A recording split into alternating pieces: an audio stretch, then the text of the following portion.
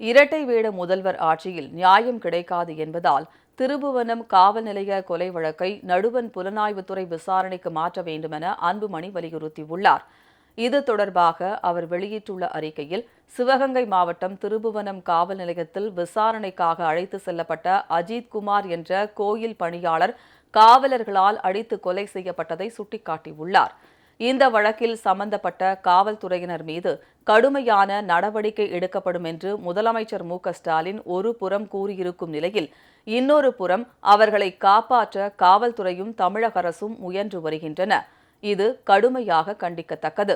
அஜித்குமாரின் உடலில் 30 முதல் 40 இடங்களில் காயங்கள் இருப்பதாகவும், பல இடங்களில் ரத்தம் வழிந்ததற்கான தடயங்கள் இருப்பதாகவும் காவல்துறை வட்டாரங்கள் தெரிவித்துள்ளன. கழுத்து நெரிக்கப்பட்டதால் அவர் உயிரிழந்திருக்கக்கூடும் என்றும் மருத்துவர்கள் கூறியதாக செய்திகள் வெளியாகியுள்ளன. அஜித்குமாரின் முழுமையான உடற்கூறு ஆய்வறிக்கை வெளியாகும் போது இன்னும் அதிர்ச்சியான செய்திகள் வெளியாகக்கூடும். ஆனால் இவை அனைத்தையும் மூடி மறைக்க காவல்துறை துடிக்கிறது. அஜித்குமாருக்கு வலிப்பு ஏற்பட்டதால்தான் அவர் உயிரிழந்ததாகவும், காவல்துறையின் பிடியிலிருந்து தப்பி ஓட முயன்றபோது தவறி விழுந்ததால்தான் அவருக்கு உடல்நலம் பாதிக்கப்பட்டதாகவும் வழக்கமான கதை வசனங்களை எழுதிக் கொண்டிருக்கிறது.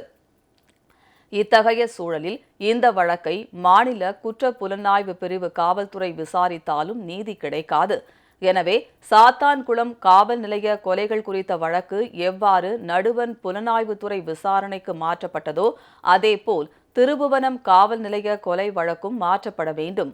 இந்த வழக்கில் காவலர்கள் 5 பேர் மட்டுமே கைது செய்யப்பட்டுள்ள நிலையில் இதில் தொடர்புடைய உயர் அதிகாரிகளும் கைது செய்யப்பட வேண்டும்.